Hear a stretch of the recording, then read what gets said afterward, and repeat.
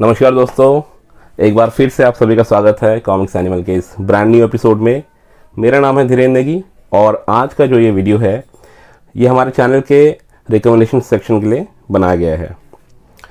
देखिए, इस सेक्शन में मैं बात करता हूँ कुछ ऐसी कॉमिक्स की जो कि मुझे लगता है कि शायद आपसे मिस हो गई हो या आपने किसी कारणवश ना पढ़ी हो, और ये इतनी अच्छी होती हैं कि मतलब मेरे हिसाब से मुझे लगता है कि आपको एक बार तो इनको ज़रूर पढ़ना चाहिए।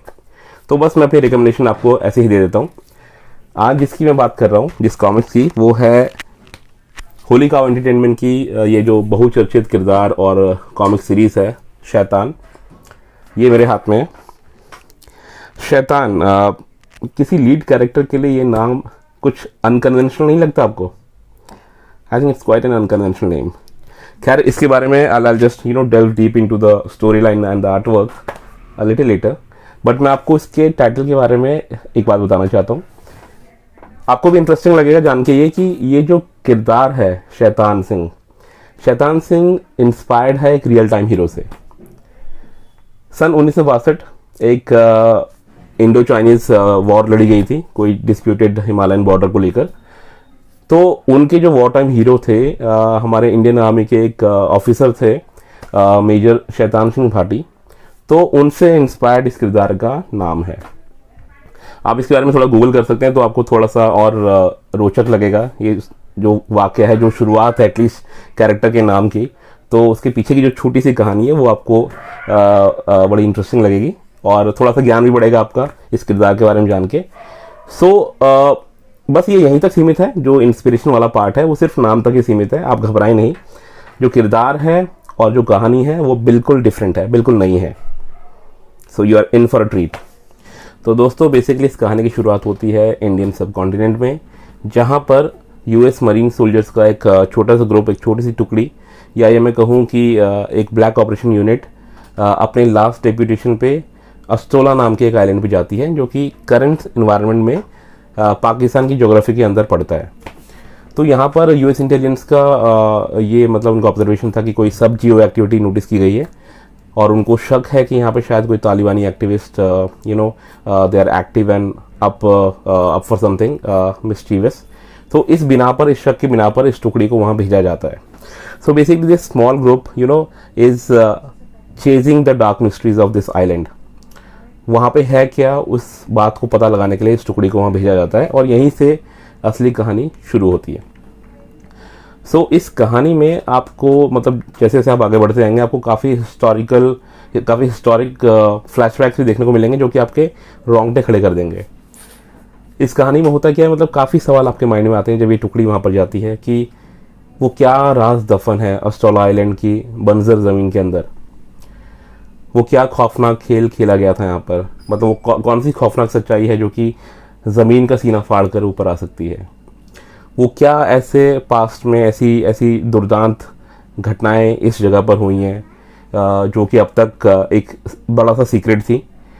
तो इन सभी सवालों के जवाब लिए जो हमारा हीरो है इस पूरी सीरीज़ में शैतान सिंह, उसकी एंट्री होती है और वो सभी सवालों का जवाब एक दमदार स्टाइल से, मतलब उसकी जो एंट्री होती है वो इस पूरे पटल पर आता है और सभी सवालों के जवाब लिए अपने सीने में, और उसी से सब एक्टिविटीज़ के तार जुड़े हुए हैं। सो बेसिकली शैतान सिंह जो ये सीरीज़ है it's divided between 2 volumes. First volume में आपको 4 सिंगल्स देखने को मिलते हैं, यहाँ पे शैतान सिंह से हम रूबरू होते हैं। और इसका जो सेकंड वॉल्यूम है वो 3 पार्ट्स में आया था, 4 एक्चुअली, बट जो थर्ड और फोर्थ है वो तीसरे पार्ट में कंबाइंड वे में दिखाया है, दिस वन, जैसे कि आप देख सकते हैं। सो काफ़ी मज़ेदार स्टोरी लाइन है। स्टोरी लाइन की अगर बात करें तो अनिरुद्ध सिंह ने बहुत ही गजब काम किया है। उनकी कसी हुई नैरेटिव से मैं बहुत इम्प्रेस्ड हूँ और उनका साथ निभाया है गौरव श्रीवास्तव ने, अघोरी फेम के आर्टिस्ट हैं वो। ज़बरदस्त आर्ट वर्क है उनका। और जो कि इनका ये सेकंड वॉल्यूम है शैतान का, उसमें अश्विन कलमाने ने अनिरुद्ध का साथ निभाया है। देखिए, जो कहानी है ये आई थी साल 2014 और 2016 के बीच में। तो जो शैतान नाम की जो पूरी सीरीज़ है, इसके जितने भी सिंगल वॉल्यूम्स आए थे ये 2 पार्ट्स में आए थे। अगर मैं मोटे तौर पर इसको डिवाइड करूँ तो जो फर्स्ट पार्ट में इसके मतलब 4 सिंगल्स आए थे, जहाँ पर शैतान सिंह से हम रूबरू होते हैं। बहुत ही रहस्यमय, भयानक और डेस्परेशन से भरी हुई सिचुएशन होती है जहाँ पर ये किरदार शैतान सिंह इसका पदार्पण होता है। बहुत ही दमदार इन्वायरमेंट है। आप जब उसको पढ़ेंगे तो आप मतलब रोंगटे फील करेंगे, आप खो जाएंगे उस इन्वायरमेंट में। ऐसे माहौल में ये किरदार आप सबके सामने आता है और आप थोड़े से हतप्रभ रह जाते हैं क्योंकि ये बहुत ही अनकन्वेंशनल किरदार है। और जो सेकंड वॉल्यूम है उसमें इसी किरदार शैतान सिंह के ओरिजिन को थोड़ा सा और डिटेल आउट किया गया है, क्योंकि इसमें दिखाया गया है कि वो कुछ इंटरनल कॉन्फ्लिक्ट है उसके अंदर जो चल रहा है, उसके मस्तिष्क में, उसके दिल में काफ़ी एक इंटरनल कॉन्फ्लिक्ट चल रहा है कि उसे कुछ सवालों के जवाब चाहिए।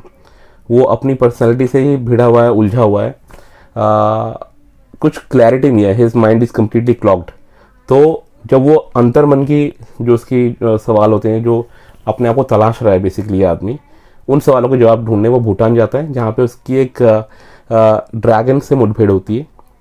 वो ड्रैगन कौन है, क्या उसका सिग्निफिकेंस है, क्या उसका माइथोलॉजिकल कनेक्शन है, ये मैं फिलहाल यहाँ नहीं बताना चाहूँगा। ये आप कॉमिक्स पढ़ेंगे तो आपको बहुत ही ज़्यादा मज़ा आएगा। तो वो वाला पार्ट मैं वहाँ रहने देता हूँ।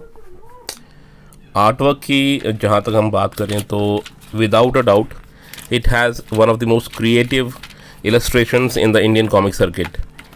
अगर आप मतलब जिस तरह से मैं फटाफट पेज उलट के आपको दिखा रहा हूँ, अगर आप क्विकली एक नज़र डालें तो आपको समझ में आएगा मैं क्या कह रहा हूँ। और स्टोरी लाइन इतनी ग्रिपिंग है इसकी कि आर्टवर्क के साथ बिल्कुल परफेक्ट बैठती है और आपको अंत तक मतलब बिल्कुल एंड तक बांध कर रखती है। इस डेडली कॉम्बिनेशन की वजह से ही शैतान ने बीते कुछ सालों में अपना एक अलग फैन बेस बना लिया है। गजब की स्टोरी लाइन है। मतलब मैं कहना चाहूँगा कि कुछ भी अनावश्यक नहीं दिखाया गया है।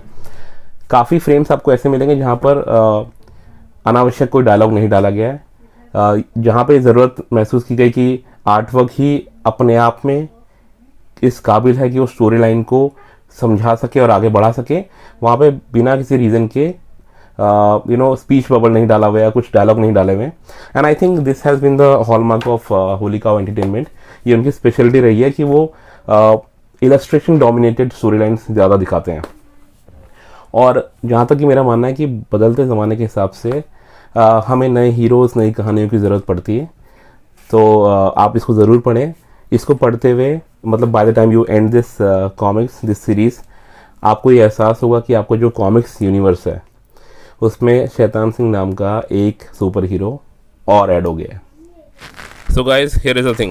If you do decide to go for the individual copies, you will get some additional stories. जैसे कि आप देख रहे हैं ये दुर्योधन का जो कैरेक्टर है उस पर एक क्विक टेक है। शोकेस के फॉर्म में हर कॉमिक्स के एंड में आपको कुछ ना कुछ नया मिलेगा। ये जामवंत का कैरेक्टर आपको इस दूसरी कॉमिक्स के एंड में मिलेगा शोकेस के तौर पे। So basically these are all mythological characters and you will get a different take on them. ये जैसे कि आप देख रहे हैं जटायु का है, रामायण में आपने देखा, पढ़ा, सुना होगा। जटायु एक बहुत ही इंटरेस्टिंग कैरेक्टर था तो उसको एक्सप्लोर किया हुआ है इसमें। So basically besides the beautiful story of Shaitan Singh, you will get these additional stories with singles. दोस्तों, मेरे पास काफ़ी बार ये सवाल आया है कि लोग जानना चाहते हैं कि होली काउ एंटरटेनमेंट की जो कॉमिक्स हैं जिनके रीप्रिंट्स अब हमें देखने को मिल रहे हैं, ये ओरिजिनली किस लैंग्वेज में पब्लिश हुई थी। तो उन सभी भाइयों को और उनकी बहनों को मैं बताना चाहता हूँ कि ये जो कॉमिक्स है, कॉमिक्स के मतलब सभी कॉमिक्स जो भी होली काउ एंटरटेनमेंट यूनिवर्स के तहत ओरिजिनली पब्लिश हुई थी, वो सभी इंग्लिश लैंग्वेज में पब्लिश हुई थी क्योंकि इनका टारगेट ऑडियंस ही डिफरेंट था। ये उन लोगों को टारगेट कर रहे थे सदर्न इंडिया में, जैसे कि चेन्नई मार्केट हो गई, या फिर जो ईस्टर्न पार्ट है इंडिया का, जहाँ पे कोलकाता नाम का शहर है, जहाँ पे कॉमिक्स रीडिंग पॉपुलेशन काफ़ी कंसिडरेबल तादाद में है। तो ये उस मार्केट को टारगेट कर रहे थे। And then the Covid happened, और कोविड वेव के साथ ही पुराने हिंदी कॉमिक्स को पढ़ने वाले जो कॉमिक्स प्रेमी थे उनकी भी वापसी हुई। सो इस रिवर्स ट्रेंड को देखते हुए, इस बढ़ती हुई हिंदी कॉमिक्स रीडिंग पॉपुलेशन को देखते हुए होली काउ एंटरटेनमेंट ने टारगेट किया नॉर्दर्न बेल्ट को भी।